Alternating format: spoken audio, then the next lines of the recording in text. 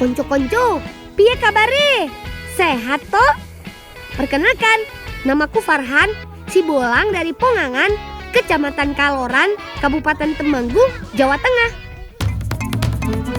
Loh, itu sepertinya Mbak Fistra dan Mbak Happy butuh bantuan. Iki enggak apa to, Mbak? Iki nggawa dele gawe engko ning pabrik tahu. Oh. Yo. Abut tenan lang. Apa to? Abut. Mbak, iki kedelene uki iki arek gawe apa to, Mbak? Iki arek gawe tahu ning pabrik tahu. Ya rewangi ya Rana yo. Ya. Ayo, petualangan dimulai. Ngebolang yuk. Pak Le, iki delene telepon di. Lang, ya wis celeke kono, lek ngewangi kono.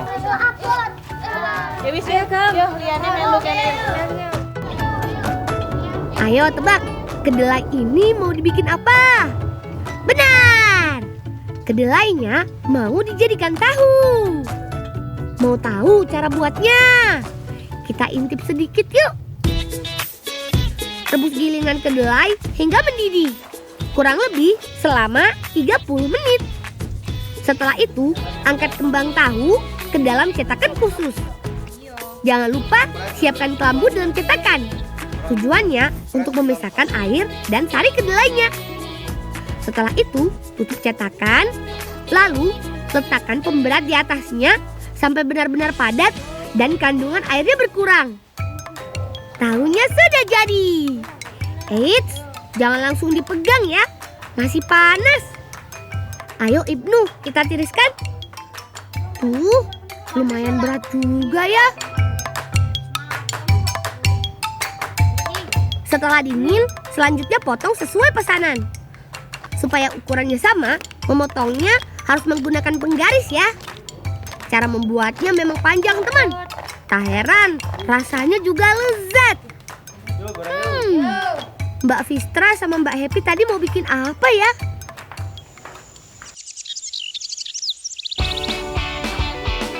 Asik! Kita mau bikin tahu walik. Teman di rumah tahu nggak tahu walik? Tahu walik adalah keripik yang terbuat dari tahu. Pertama, kita buat bola-bola dengan tahu yang sudah dihaluskan dan diberi bumbu. Ambil tahu secukupnya, kemudian buat bola-bola menggunakan telapak tangan. Tenang, kita semua sudah cuci tangan menggunakan sabun kok. Hehehe. Mbak, aminen di. Komi gawe apa? Iki kan bunder-bunder kan arek bakso. Lah, kok bakso? Gitu meh bunder-bunder yo bakso. Iki kita tahu le, kok digoreng. Gama kalau lapar suka ngelantur nih. Sabar ya Gam. Putar-putar tahu di antara telapak tangan dengan perlahan. Tujuannya supaya tahu padat dan tidak mudah ambyar. Bola-bola tahunya sudah banyak nih. Yuk kita goreng. Oh ya Lang, tak gorengnya engko tinggal balik-balik ya tahu deh. Penggorengan tahap pertama ini tidak perlu sampai matang teman. Kalau warnanya sudah coklat keemasan, bola-bola tahu sudah bisa diangkat.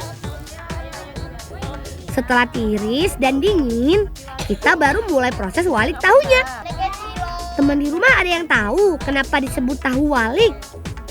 Iya, karena tahunya dibalik. Walik adalah bahasa Jawanya balik atau terbalik. Potong sedikit dengan gunting, kemudian perlahan dibalik kulitnya. Setelah dibalik, kemudian keluarkan semua isi tahu yang masih menempel dalam kulitnya. Tujuannya supaya tahu walik bisa garing saat digoreng.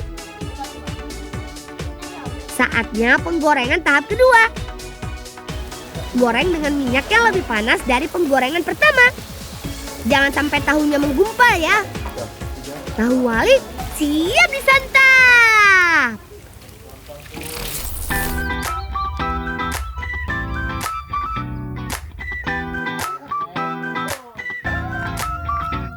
Kedengaran kan suaranya teman? Yap, memang renyah dan gurih. Meskipun sudah menjadi keripik, tapi rasa tahunya tetap terasa. Apalagi dicocol pakai sambal. Dijamin mulut gak berhenti ngunyah. Nah, sekarang gak penasaran lagi kan? Kenapa disebut tahu walik? Mau coba? Ayo, datang ke Temanggung. Gundul pacul-cul kembeleng. Sambil jalan pulang, kami antar ampas tahu ke tempat Bude dulu. Kembeleng. Teman, udara di kampung kami cukup sejuk loh. Karena Temanggung terletak di antara dua gunung yang indah, yaitu Sindoro dan Sumbing. Itu dia gunungnya. Gagah dan indah bukan?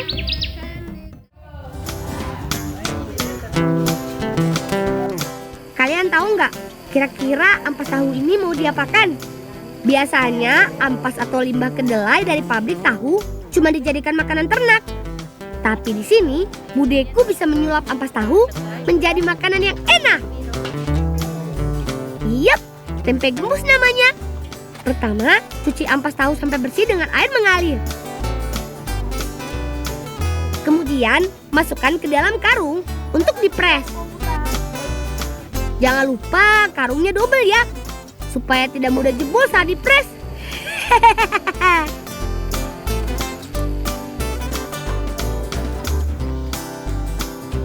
Sama seperti membuat tahu, ampas ditekan seperti ini untuk mengurangi kadar airnya secara cepat. Bahan baku sudah siap, saatnya mengolah tempe gembus. Setelah kadar airnya berkurang, ampas kemudian diayak dengan ayakan khusus. Tujuannya untuk memilah kotoran dan memastikan ampas tahu tidak menggumpal. Karena hal ini akan mempengaruhi kualitas tempe yang dihasilkan.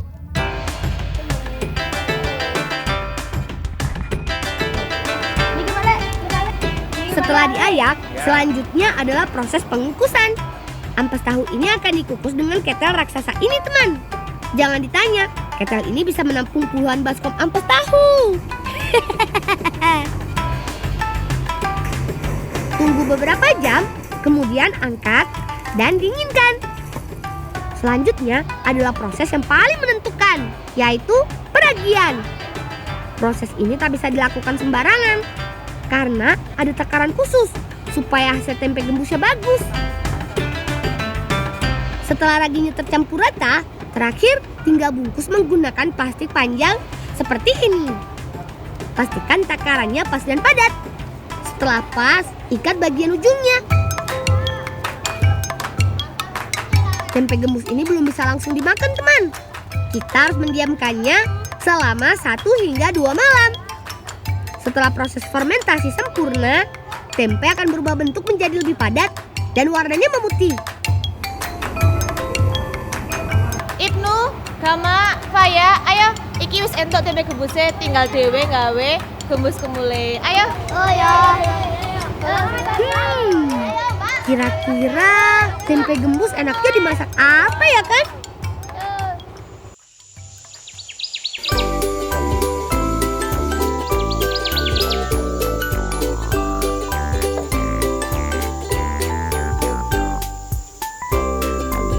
Lang ketane, pulang karo Gama yo, ditutu, hati-hati yo panas.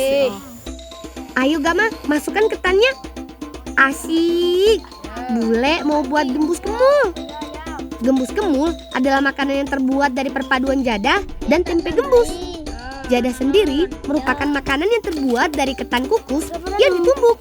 Membuat jadah memang membutuhkan tenaga ekstra, karena ketan harus ditumbuk sampai benar-benar lembut. Untuk penambah rasa, Faya sedang menyiapkan timun dan tomat iris. Hati-hati ya Faya, jangan sampai pisaunya kena jari. Nu, bener gorene warnane nu. Ayo lang. Tak gimana iki aja tae. Wih, jadahnya berubah jadi kebiruan. Cantik ya warnanya. Nah, sekarang saatnya kita cetak.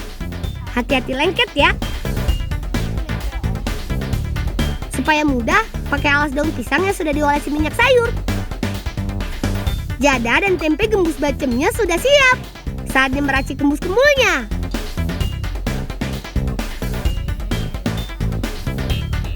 Pertama, siapkan lapis jadah pertama. Kemudian letakkan gembus bacem di atasnya. Supaya makin segar, tambahkan sayuran, timun, dan tomat iris.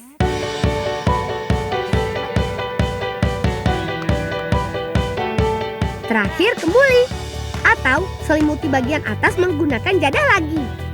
Jadi deh gembus kemulnya.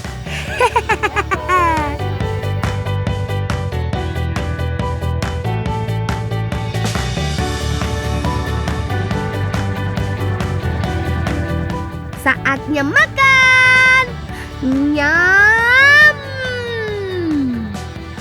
Wah, nikmatnya nano-nano. Gurih jadah berpadu dengan lembut dan manisnya gembus bacem. Perpaduan yang cocok. Perut sudah kenyang nih. Saatnya kita lanjut bertualang. Ngebolang yuk.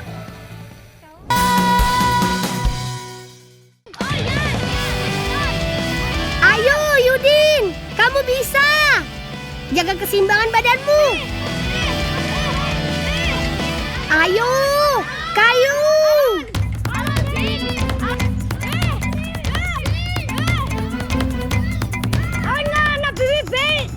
Din, rem Din, rem.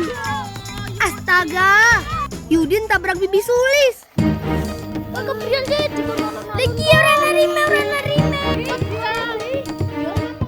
Aduh lang, ke sangane bibi pecah. Ngapurane bi miki Yudin kasih latihan. Ya bi miki remet dong. Ya maneh hati-hati latihan, maning anu rime blong. Ya wis ki kare dirapi, ditatani karena seneng pinggir.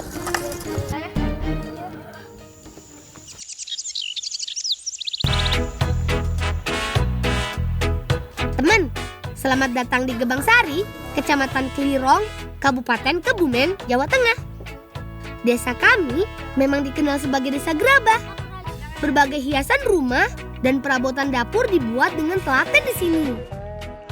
Pembuatan gerabah di sini masih dilakukan secara tradisional loh. Ayo, injak terus. Hehehe. Tanah sebagai bahan dasar gerabah harus diuleni dengan cara seperti ini. Tujuannya untuk memisahkan kerikil dan membuat lempung semakin padat. Jangan lupa taburi pasir supaya kualitas bahan gerabahnya semakin bagus. Saatnya aku belajar membuat sangan sama bibi nih. Ambil tanah secukupnya. Kemudian letakkan dan putar alas untuk dibentuk sesuai keinginan menggunakan jari tangan. Bukan hanya sangan dan alat masak. Lilik juga bisa membuat tempat air untuk cuci tangan. Senangnya, ternyata wabah corona membawa berkah juga buat para perajin gerabah. Ayo kita bantu Simba bakar gerabahnya. Setelah jadi, gerabah belum bisa langsung dibakar. Tapi harus diangin-anginkan dan dijemur dulu sampai kering seperti ini. Teman, sebelum dibakar, gerabah harus disusun dengan hati-hati. Menyusun gerabah tidak boleh sembarangan, teman. Kalau posisinya salah, panas pembakaran tidak akan sampai merata ke seluruh gerabah. Terakhir, tutup dengan jerami.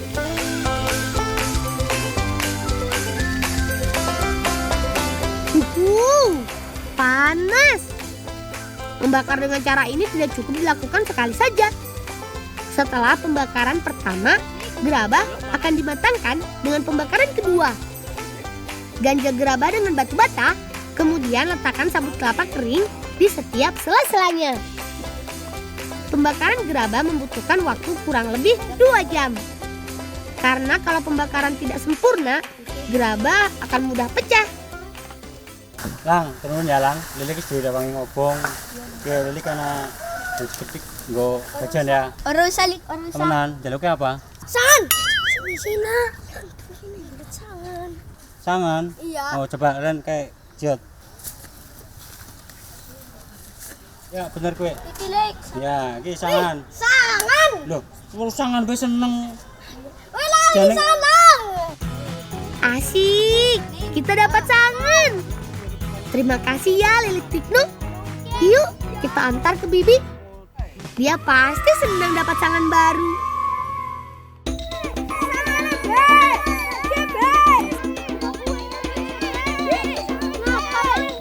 Bi sangane, Bi. Oh iya, alhamdulillah sudah sangan. Kang siapa, Lang? Kang Lilik. Ngapurane ya, Bi. Iya, maning hati-hati nek nunggang pit ya. Iya, Bi. Ya alhamdulillah kita dadi bisa nggo gawe sagon maning Bibi. Ya wis iki ngrewangi Bibi kayak meti kacang hijau. Ya, Bi. Akhirnya janji kami memberi sangan baru ke Bibi sudah terbayarkan. Semoga bermanfaat ya, Bi. Baik, Bi. Kami siap bantu Bibi panen. Teman, kalian pasti sering makan kacang hijau kan? Nah, ini dia pohonnya. Kacang hijau termasuk ke dalam jenis tanaman palawija. Pertumbuhan tanaman ini tidak membutuhkan banyak air, sehingga cocok ditanam saat musim kemarau. Tanaman jenis palawija bisa menjadi sumber penghidupan untuk daerah dataran tinggi yang tidak cocok ditanami padi. Selain itu, palawija juga bisa memutus siklus hidup hama dan penyakit yang kerap menimbulkan kerugian bagi petani. Teman, kacang hijau baru bisa dipanen setelah polongnya berwarna coklat kehitaman atau berumur sekitar 3 bulan. Kira-kira kacang hijaunya mau dibuat apa ya? Penasaran? Ngebolang yuk!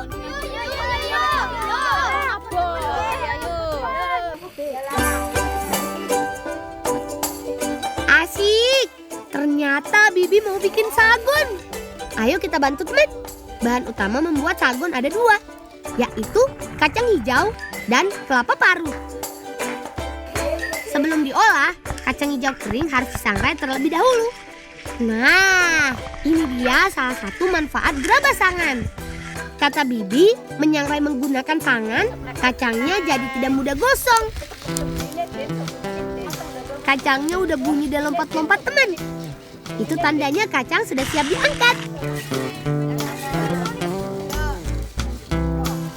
Setelah matang, kacang hijau kemudian ditumbuk sampai halus. Oh iya wis, Lalu tapis untuk memisahkan kulit arinya. iki lah. Terakhir, diayak untuk memisahkan bubuk yang benar-benar halus.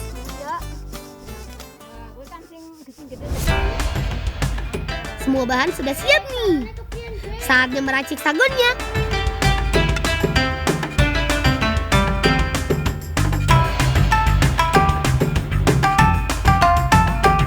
Saatnya mencetak.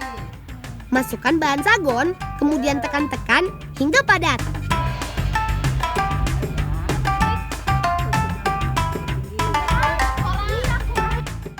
Memanggang sagon tidak membutuhkan waktu lama teman, karena semua bahan sudah matang.